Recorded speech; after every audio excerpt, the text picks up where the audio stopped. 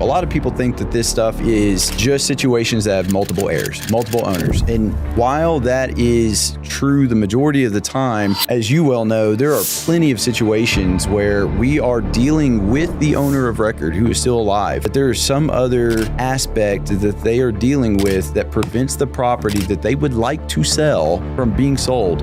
Bad decisions that they make in life, where it's not paying taxes, not just property taxes, but actual income taxes to the IRS, and maybe there's some child support stuff going on. Any judgments or liens that are in excess value of the property itself, to where they think that they are upside down, and a lot of times they are. Most of the time, there is a multiple owner aspect of what we deal with. Each day, we're trying to locate these properties that cannot be sold through a title company. There's either multiple owners, judgments and liens, or a combination thereof. What would you say the top 3 problems that cause real estate to not be able to be sold the traditional way? What were those top 3? Definitely deceased owners. Today I have a special guest, Kyle Westbrook. He's a business partner of mine. And we're going to talk about his background, how he got here, and what his operation looks like today. Morning, Kyle. Welcome. How's it going? Good. I just saw you 5 minutes ago in the hall. So I know. These intros are a little awkward because you already had them this morning at 8 a.m. Yeah, got to make them official though. Well, thanks for coming today. Yeah.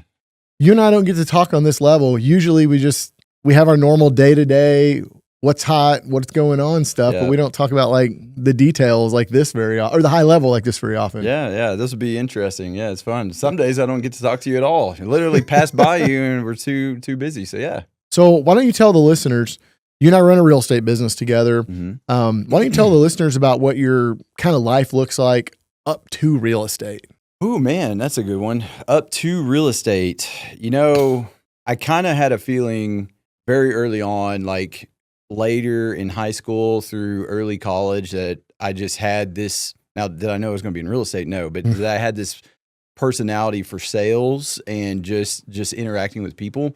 So I kind of figured I would be something in that space where I was either selling something or people interacting, but I had zero clue what I wanted to do, bounced around from thing to thing.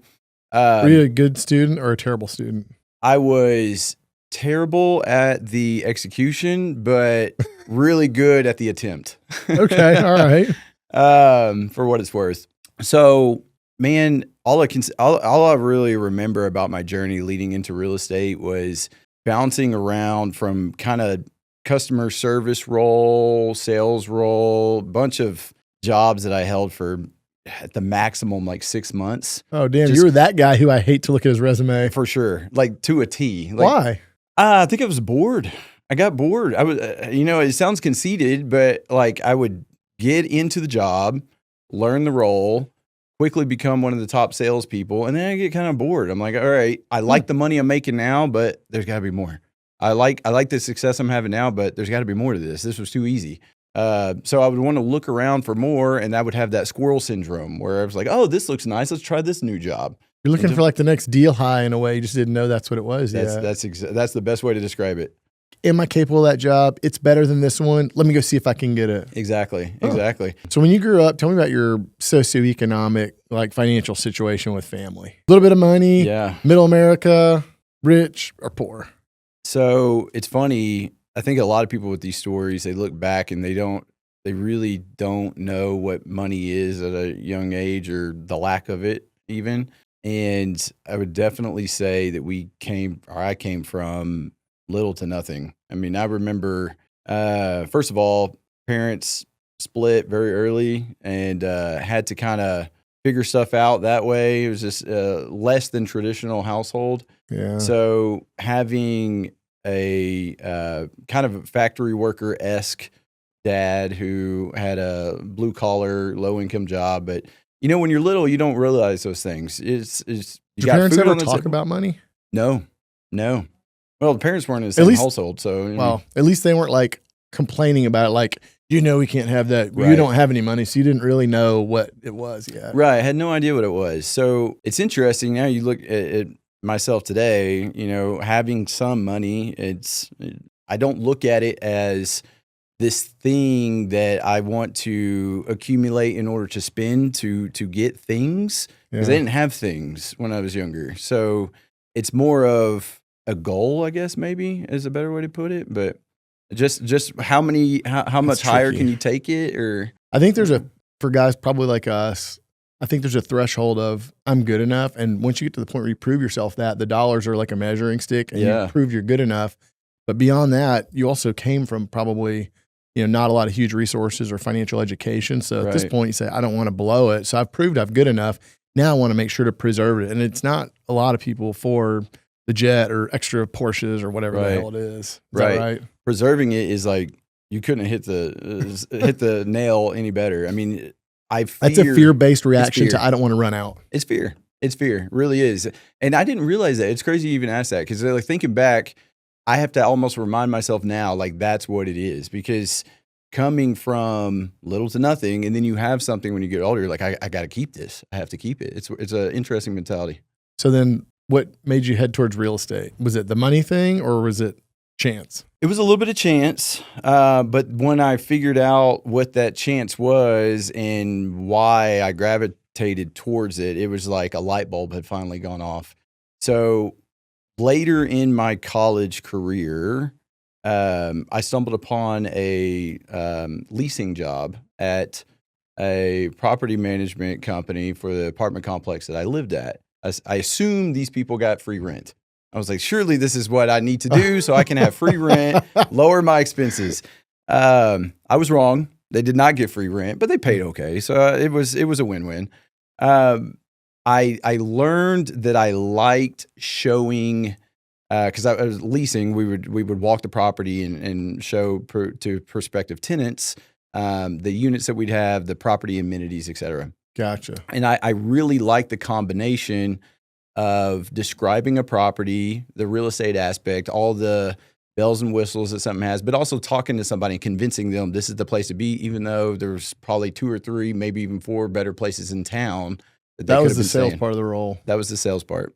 So then after that, from what I recall about your story, you started researching a little bit, trying to figure out like kind of an idea that you could do outside of that job. Yeah. Yeah. So I was in real estate. I was in property management for a while, and I did that. Worked my all the way up until like management and corporate. Enjoyed it, I really did. But there what was your salary roughly around then?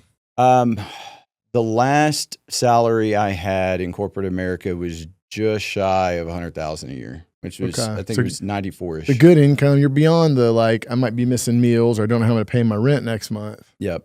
Yeah, no, it was a really interesting time, because it was one of those decisions I had to make was, okay, if I'm ready to really be in real estate, which I'll tell you how I stumbled upon it. It was a few years of doing both at the same time.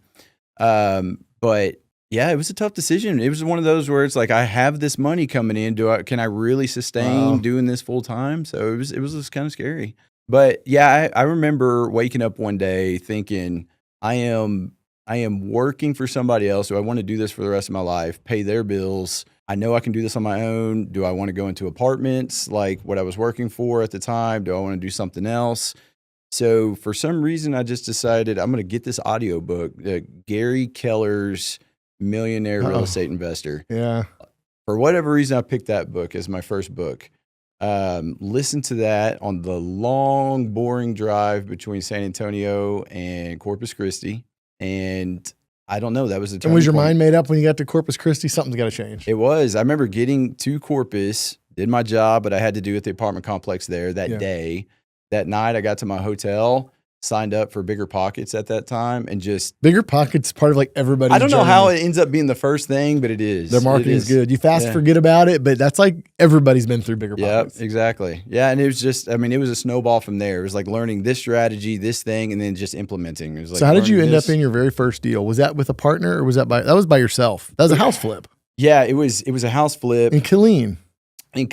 Exactly. So at the time, I was living in Leander, Texas, which is a suburb north of Austin. Mm-hmm. So Leander wasn't too terribly far away from Killeen.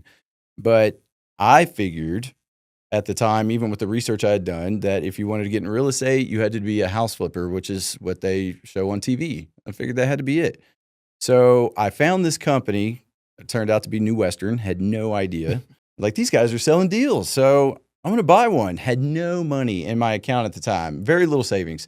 but figured out And they hooked you up with a hard money lender that you only had to have 15 grand down. They did. They hooked me up, scraped by enough of my savings plus the hard money loan to buy the property, and then just somehow figured out how to find other money along the way to do the rehab.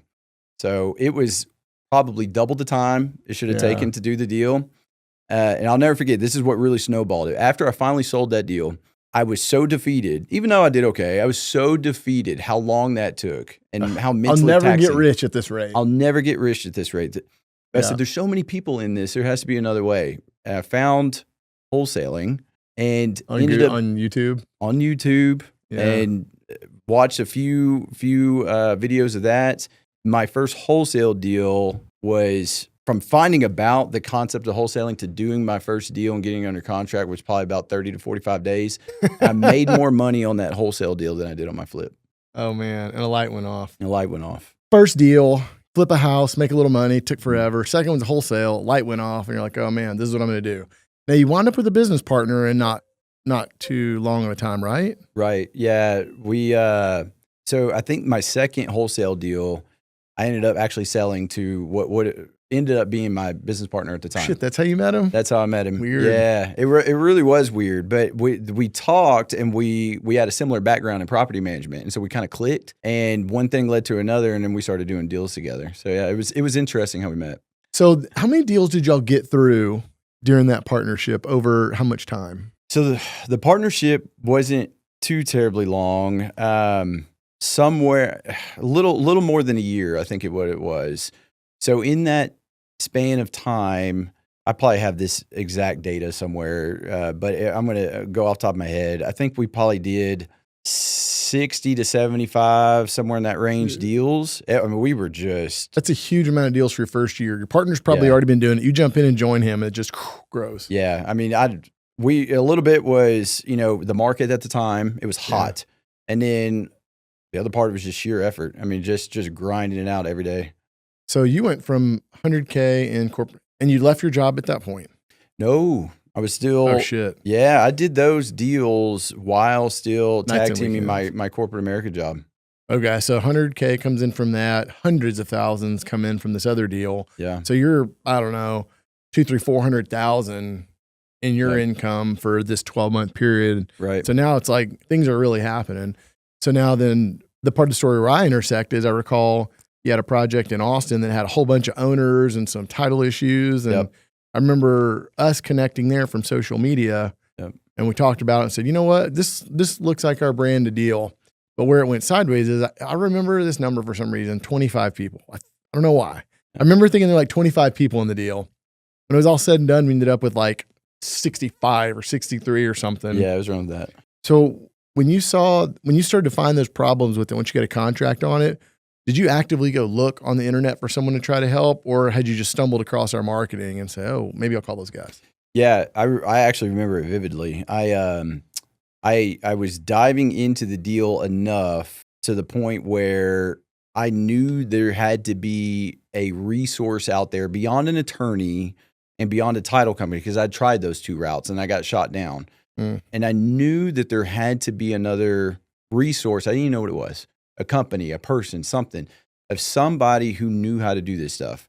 My thought process was, there's no way that these sort of deals just literally get thrown into the trash 100% of the time. Just something in my gut told me that. So I can't remember what I Googled, but it was Googling, and it was Texas-based Curative title, maybe that's what it was, something. And obviously there's not very much that just comes up on the Google searches when you do that. But somehow or another, your Facebook page had popped up, and something about Asset Resolution Partners had came up with it. And I Facebook creeped your page for a little while, noticed that you were putting out content on this topic, and that's how I reached out. Yeah, that means our marketing works. I'm glad. It does. So the next section of the story is we do that deal together. After that, I specifically was like, man, this dude's sharp. He's hardworking. Like, I don't know what he's got going on, but he's like the kind of people that we need in this group. So I remember talking to you several times throughout that deal. Dave was working with you a little bit more on that deal than me, but I remember actively saying, I need to touch base with him every couple of weeks and just see what's going on. And it was almost like like you meet some girl in your science class and you don't want to like, look too thirsty, but you still want to like kind of, keep your hat in the ring there. So I remember kind of that, just touch and go, saying, hey, let's go hook up, let's talk and keep an eye on it. And I remember having a conversation specifically saying, what's your current operation look like? And I wanted to figure that out. Yep. And what I was looking for is, do you really love your current boyfriend? That's what I wanted to know. Yeah, I remember that very well. As a matter of fact, the timing couldn't have been better because I was starting to have a little bit of resentment there at that time with my old business partner, just because of the workload that I thought that I was doing and what I was bringing to the table. I mean, I was acquisitions. He was dispoing some of it, but if anybody who's listening to this recalls the market in 2020 and early 2021, all you had to do is just raise your hand and say, I got a deal that is $2 below market value and it's selling. There wasn't much had the work. harder job. Easily. So, and I remember you said you had about a third of the split. So you say, gosh, I'm doing more of the work and I have a much smaller split. Yeah. It was there. The dynamics of that were an interesting one, but I was so new and fresh to real estate. I took at the time what should have been or was a lesser than desirable split on all of our deals. Mm-hmm. But, I'm thankful I did it because I made a lot of money, got a lot of experience, but it was time. By the time that our paths crossed, it was time to be open to other options. So it was really good timing. That deal was insane, but yeah, it was good. So when the average person drives around, they don't see a house that has a big sign in the yard that says lots of judgments, behind on a bunch of taxes. How do you know they exist? That is a great question. Sometimes we don't. Sometimes they surprise us. No, the answer to that is there's no easy way. There's really no easy way to just know.